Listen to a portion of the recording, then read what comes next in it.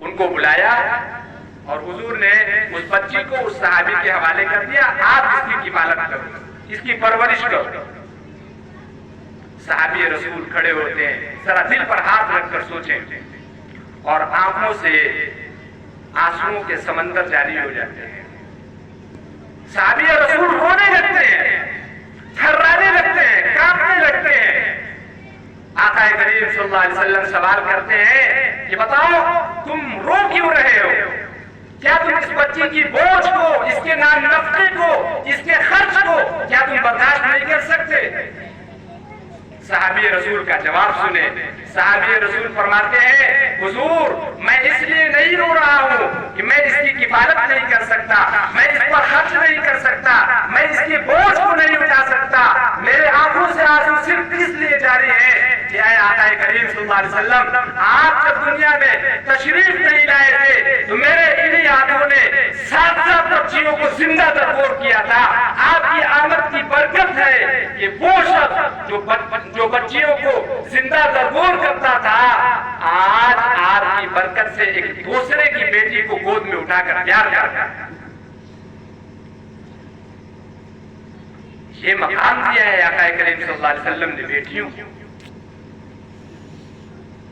आका करीम सल्लल्लाहु अलैहि वसल्लम इरशाद फरमाते हैं, जिसके घर पर 2 बेटियां हो और उन 2 बेटियों की वो किफालत करे, तरबियत करे, अच्छी तालीम दे और अच्छी जगह उनकी शादी कर दे, अल्लाह रब्बुल इज्जत से वो जन्नत की मुझसे जमानत ले।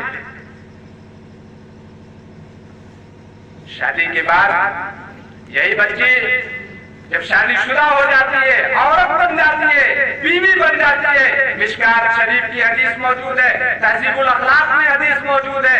आका करीम सल्लल्लाहु अलैहि वसल्लम इरशाद फरमाते हैं, कोई शौहर इस हाल में मरे कि उसकी, कोई शौहर इस हाल में, कोई बीवी इस हाल में मरे कि उसका शौहर उससे राजी हो, सीधे वो औरत और वो बीवी जन्नत में जाएगी।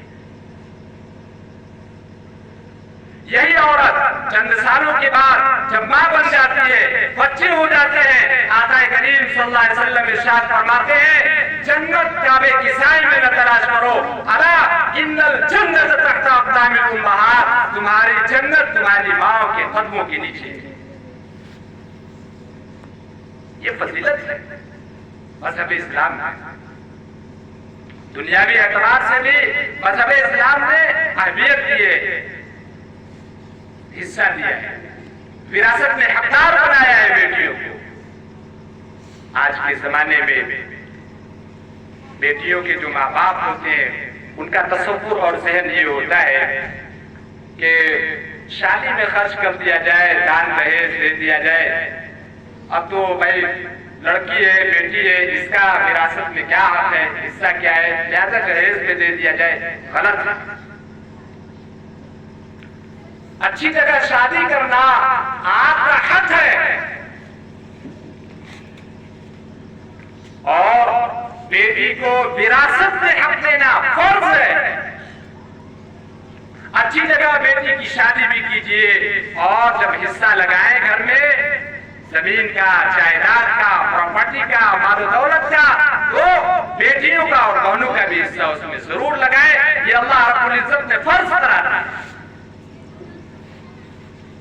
मेरे भाइयों, बुजुर्गों, दोस्तों, मैं इन्हीं चंद बातों पर अपनी बात को खत्म करता हूँ। अल्लाह रब्बुल इज्जत से दुआ है वो हमें